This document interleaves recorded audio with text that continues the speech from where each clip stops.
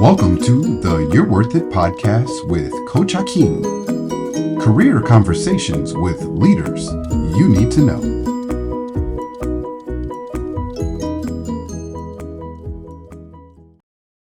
Welcome to today's episode of the You're Worth It podcast. And today we get a chance to meet Gary Deppe, a learning and development talent leader who builds organizations from the ground up, helps existing organizations improve. He focuses on building a learning culture in every organization he's been a part of. And he gives us advice to take risks and don't be afraid to make mistakes. And despite adversity, stay positive.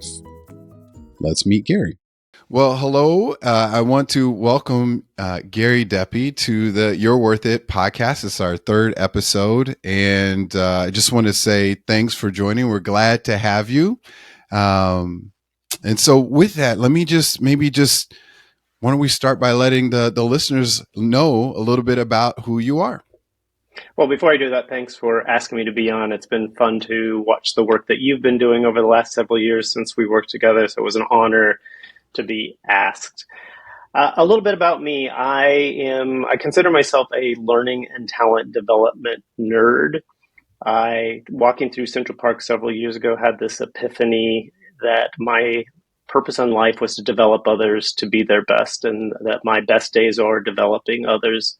So my career really has been centered around that.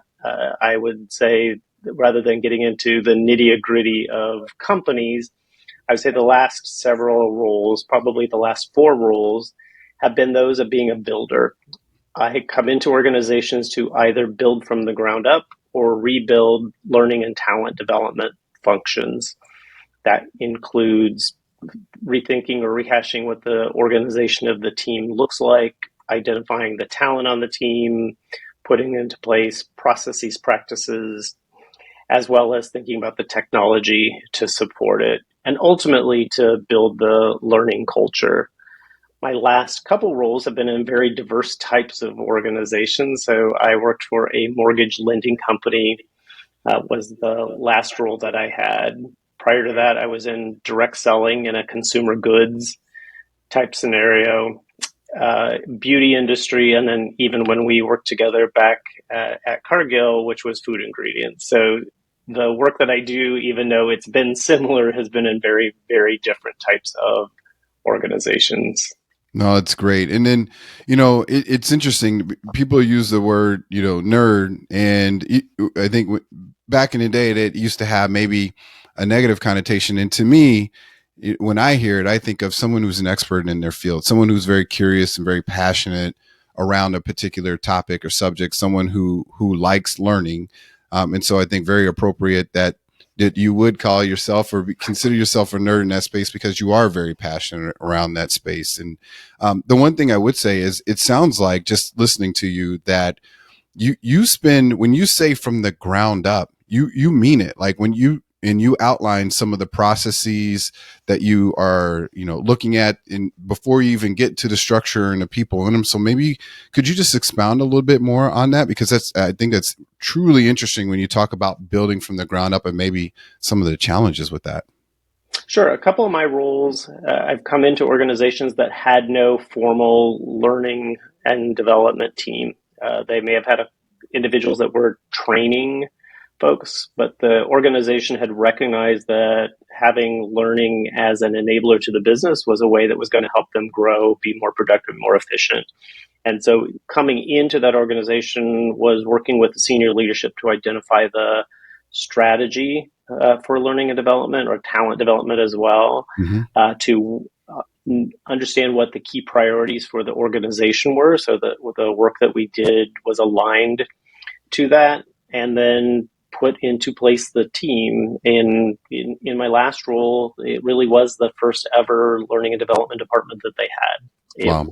They had a couple trainers, so we formalized what their jobs entailed. We added roles where we knew that there were opportunities to do work that wasn't being currently done. We rewrote content in some cases.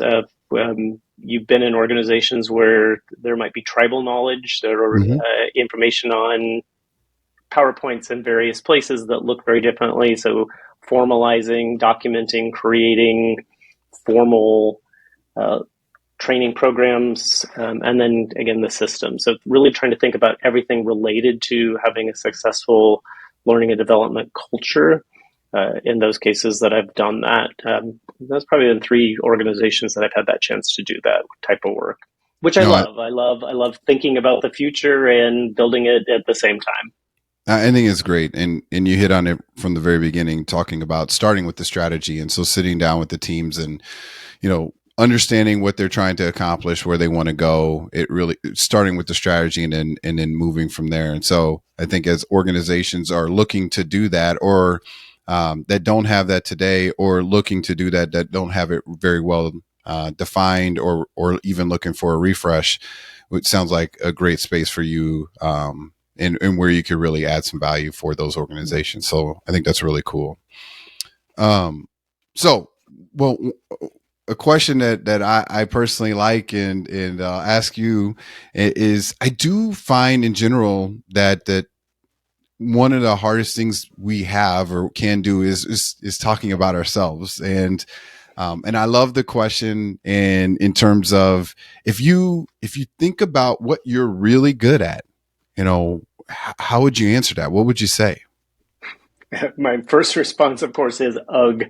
For someone whose job is to develop others, to look inward and try to think about what I'm good at, that is a challenge. I will tell you that having done Gallup or other strengths based is a helpful tool because it does give you the language to think about. And so some of those things that I know that I'm inherently skilled at, or I'm a learner. So part of that, I guess, got to go back to being a nerd. I get up every morning and I read. I get news briefs. I explore different topics. I have a curious mind. That's great. So I think that's a strength for me to constantly bring in new information. I think in organizations, I always like to think that I'm a connector. A colleague of mine and I were going back and forth on LinkedIn. She posted an article about tearing down silos, that's the job of L&D. And I said, totally agree, but I always think about connecting. So when I'm in the organization and if I'm talking to you and I learn that someone else in a very different part of the organization is doing something similar or even the same type of work, I'm going to bring the two of you together and say, is there any synergy? Is there any opportunity to work together to maximize the work that you do? And so I always like to help people connect those dots. Hey, you might want to talk to so and so over here. They're doing something similar or they've tried this. And so I think that's a strength for me as well. I've become very comfortable with ambiguity over the last several years, as do many people. But moving from the types of organizations, the diversity of organizations that I've moved from, and the types of Absolutely. jobs that I've had, is just being okay with not exactly knowing how things are landing. So those are a couple of things that I think that I'm good at because I've done the work that I've done for several years. I can write instructional design content. I'm a pretty skilled facilitator. Those are just some of the things that I think I bring to the table from a skills perspective. No, that sounds good. And then what I would say is, when you are, if I hear you well, not only sitting down, understanding the strategy, but in a way, what I'm hearing is, the more connected you are within the entire organization, in terms of, what are some of the, who are some of the key stakeholders, what are they trying to accomplish? As the more you listen, the more you hear, the more you understand, the better you're able to help that organization or organizations make some of the connections that maybe they're not making. And so there's a synergistic kind of approach that you also take in addition to what you're doing. And I will tell you, the networking, the building bridges, the connecting pieces that maybe people aren't connecting is often one of it seems so obvious when we're in the companies that, hey, we should be doing that, but it isn't obviously always making those connections. So I actually think that that's a significant value that you bring to any organization, in addition to what you're already really good at. So Thank you. I think it's interesting, and many times in the career field that I'm in, people get excited about pet projects. They might want to introduce a type of training to the organization or a particular topic that they're passionate about. And sometimes that is ripe and ready for the organization, and sometimes it completely misses the mark. Hmm. Where I think that I have been successful is really trying to lean into understanding what are the needs of the Okay. business leader by business leader, help them figure out what the best intervention is. So it might not be the training they asked for initially, but helping them solve that problem is how we add value in the organization. They are ultimately, the business is ultimately, in most settings, is ultimately your customer. The If we can help them figure out how to be more productive, how to drive results, how to increase whatever metric that they are, and again, that's an important component of that, understanding the metrics they're driving to. That's Absolutely. how L&D can be most successful, and learning and development can be most successful and have a seat at the table and add value. No, it's great. So speaking of, as you think back through different organizations that you've worked in, and I think that they're always looking for who are the key contributors, how are they, contributing to the organization, be it metrics, culture, whatever you may think about results. As you think about kind of those organizations, and you're talking to a future organization that's looking for a top contributor, how would you describe maybe your contributions, or maybe one or two of your contributions as you think through why an organization would want to hire you? I'll answer it in two ways. I'll first talk kind of more broadly of what I bring to the table, where I think I am a standout candidate, and then more specifically on the metrics. One of the things that I'm most proud of is the diversity of types of companies that I've worked for. Hmm. You and I, when we worked together, worked for the world's largest privately held company that had businesses that spanned food ingredients, animal proteins, financial risk services, grain trading. I've also worked for that company was 157,000. I've also worked for Wow. companies that had about 250 employees. From beauty to grain is a pretty big leap. It is. So understanding different business models, understanding different business contexts, I think is something that is helpful for me. I haven't made my career on one type of industry, and I've done that somewhat purposefully. So I think that I have a pretty broad perspective when I come into an organization, and can assimilate into different business models quickly because I've had exposure to so many. So I think that's one. We somewhat hit on it earlier, and I learned this term as I've been on the market looking for a role, and one of the recruiting companies called it stratactical. I've not heard Organizations, that term before, so I'm very curious now.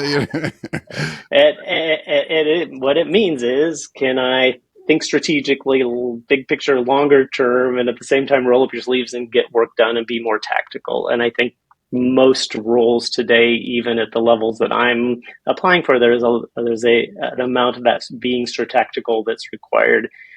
And I have, in my last several roles, even though I've kind of led the charge, painted the future, have always kept a piece of the work myself where I've designed content, usually around leadership development or diversity and inclusion and belonging, or some type of betterment of, could be culture. Mhm. So writing the content myself, delivering it in most cases. So keeping a component of that. So keep close to what the team does. So I think that's what makes me hireable. So that's kind of the bigger picture things. I think if I look specifically, what would make me a standout candidate is that um, building teams, coming into an organization, working with the organization, helping to build teams. In my last company, I helped to launch their core values, working closely with the CEOs to articulate what they wanted the values to be,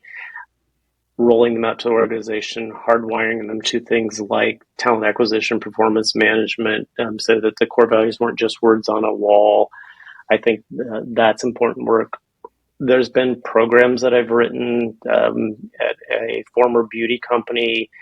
I wrote a coaching skills for manager program. This is about 10 years ago. Now, coaching has become a very popular thing for organizations to tackle. This was kind of before the wave of that. So, helping managers be better coaches, and the program took off like wildfire. It was hugely successful, and I won't take full credit for that, but it was something that I really did drive. We rolled out a global program in less than a year to about 3,000 people leaders, and in markets like China and Germany, which normally those type of programs had not been introduced to previously. And so as I listen to that, one of the things that I'm hearing is that you bring a lot to the table in terms of agility, industry agility, and the ability to really, almost agnostic of the organization and what industry that they're in, come in and really help them tie directly to the strategy and tie those learning and development programs both strategically and tactically to the organization, and then based off of just what you had just said, have tremendous success doing so. And so that is a unique skill set, because almost what I would say, listening to that, it doesn't matter the industry, size of the company, organization. What matters is, what do you want to get accomplished, tying into that strategy, and you can really play in a lot of different spaces. And so, but I do still hear that, and the tactical word, I think, is interesting because it you hear strategy used quite a bit. Are they strategic? And people talking about that is, if it's like some kind of magic pixie dust or something like that. Are they strategic? And what I find is often where do we play? What are we trying to accomplish? How are we going to win? Those are the questions we're really trying to answer. And depending on what they are trying to accomplish, a lot of times that those are tactical actions that are needed in order to accomplish a strategic goal.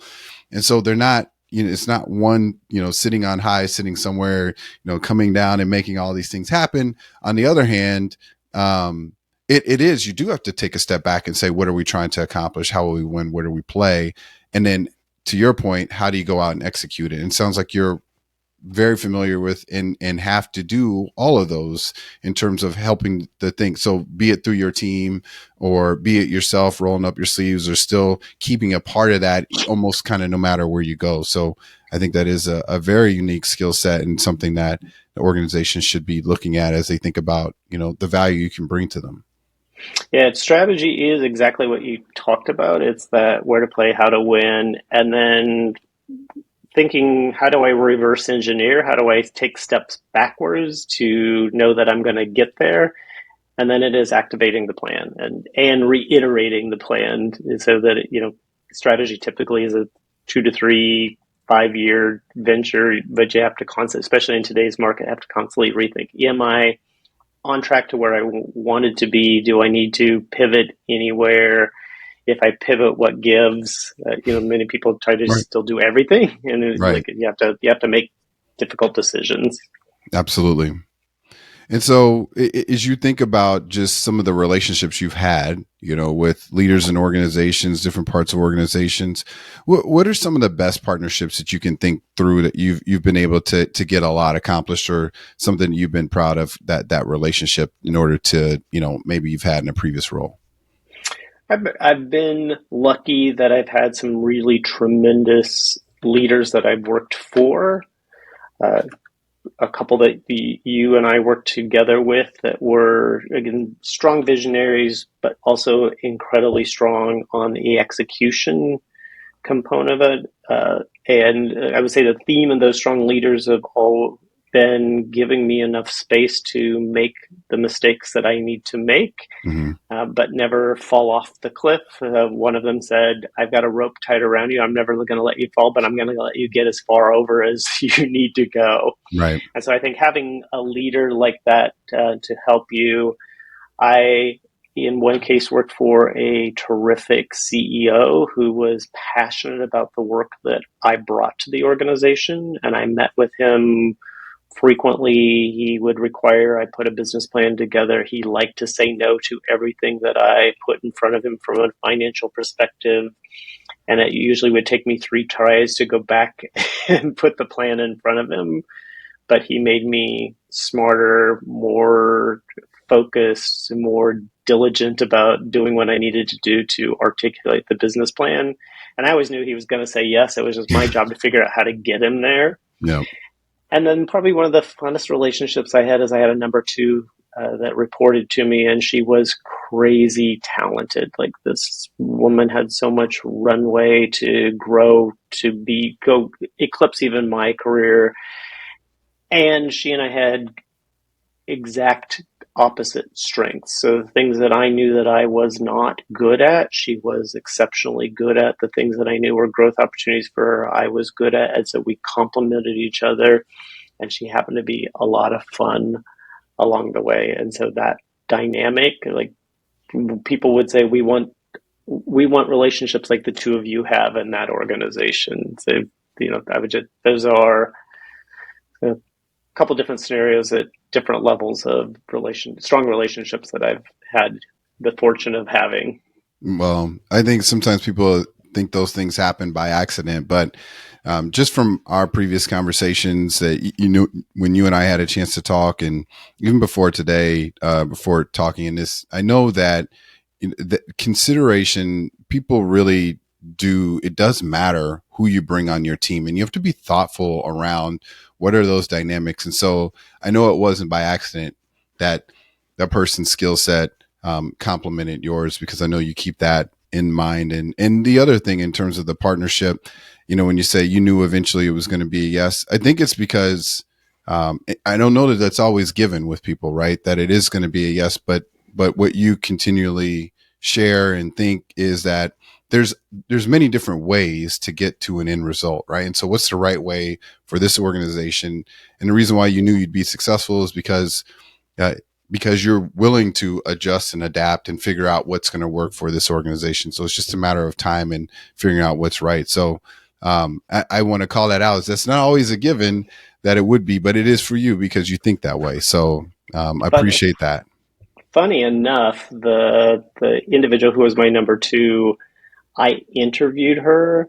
She said no to the offer that I gave her initially, but I knew this was someone that I wanted to work with. And for a year, about every 6 weeks, I would check in on her and I would say, we will work together.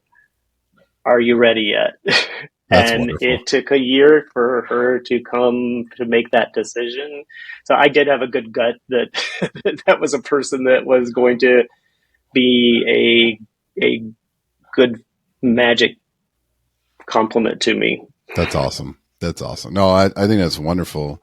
Um, so I'm going to ask the question that almost always gets asked in any interview is tell me about a time you had to work with someone who was difficult to work with, or a difficult situation, or just a challenging one. And so it doesn't have to be a person; it can just be the environment or the task ahead of you. Is there something like that that you can think of, and how would you answer it to the audience and to the listeners, and maybe something they can take as well? Sure, in almost every organization that I've worked for, there's been that one person or individuals. I will the one of the financial services firms that I worked for, I remember early on, I was doing my first 30-day listening tour, just getting to know the business and understanding what the needs were and hearing what the pain points for the business were. And I had interviewed with this head of sales previously, and it was one of the many interviews I had for that company where, like, we just didn't click. Mm-hmm. And so I was, you walk out of the interview, it's like, I may not get this because of that dynamic.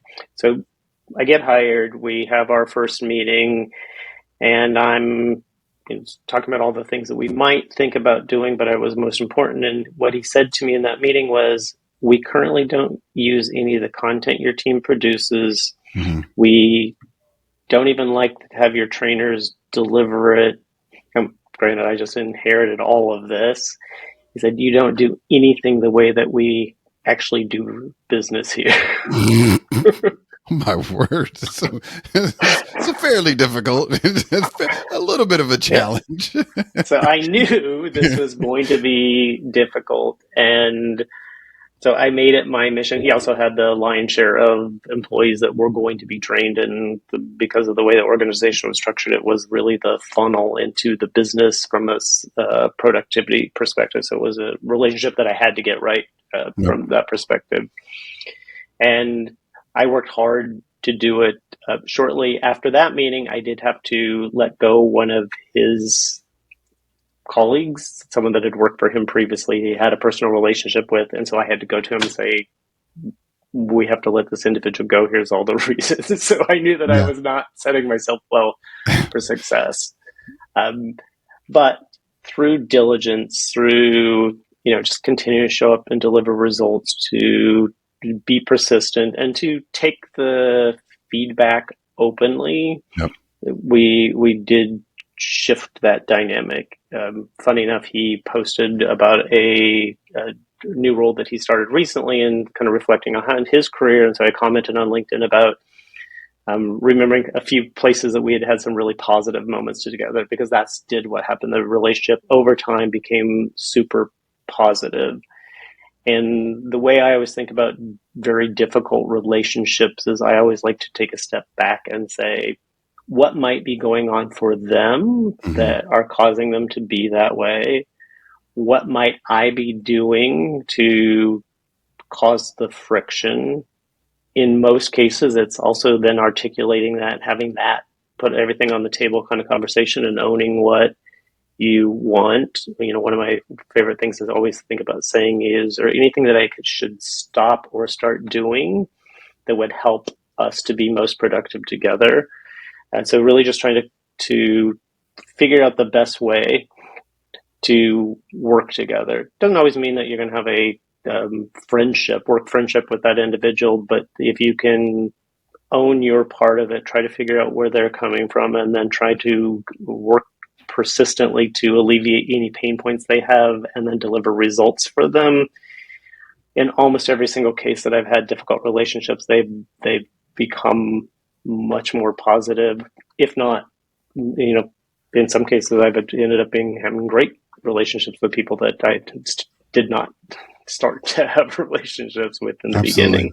No, so what you highlight and what you outline there, I think, is something that gets missed by people sometimes. Is when we sometimes come up against those challenges, we're the ones telling the story, and so we sometimes will like to say, hey, it's this person doing this or this person doing that, or here's the issue with this boss or this customer or whatever it may be. But I really appreciate and can hear just the where you start inward.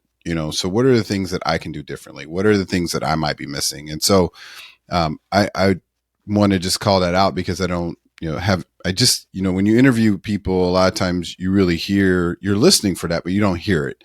You hear just kind of that focus on the other person, but just from your perspective, and it just, oozes out of you. I mean, it just truly, you share that like it's, something that just is natural to you, but it isn't for everyone. And I really appreciate that. So I just want to call that out. And I think it's refreshing to hear that, and to hear that perspective, starting inward and then figuring out how do we achieve these things together and then turn those relationships around. And so, thank you for that. I appreciate it. And so, well, normally, when we get to this part of it, there's a few things that kind of come up that I want to make sure that we leave the audience with. But this time I want to give it to you as you think through, the future employer, your audience, people that might be listening or watching this, on the various places that we'll have it posted. What's the lasting impression? What's the words of wisdom? What do you want to leave the audience with as you think about who you are and what you can bring to the organizations? I don't know if it's so much about who I am, but what I would say, and I always reinforce this to people that work for me, are just a couple things. So first of all, don't be afraid to take risks. People get so afraid of making mistakes that they sometimes don't put themselves out there. And I'm proud of the risks that I've taken in my career to have as markedly different types of, for working for as markedly different types of organizations.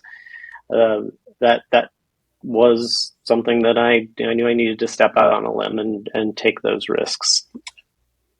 Be open to feedback. So one of the best things that you can do to grow is make sure that you are being open to feedback, and then building that self-awareness to make sure that you're applying it and integrating what you hear, so that you can continue to grow and then lastly is just try to be positive.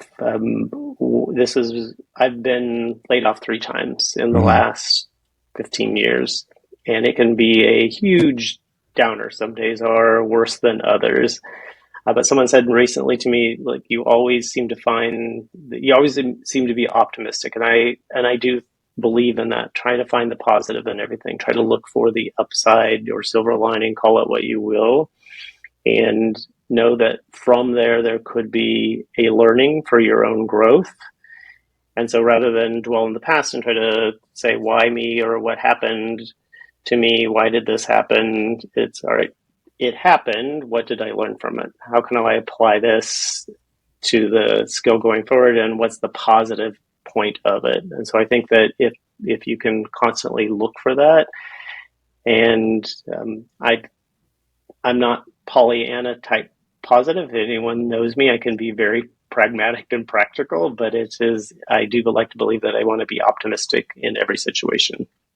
I think that's great. And let me just, the audience doesn't know you like how you and I had a chance to work together, but truly you're the consummate professional. You are great at what you do.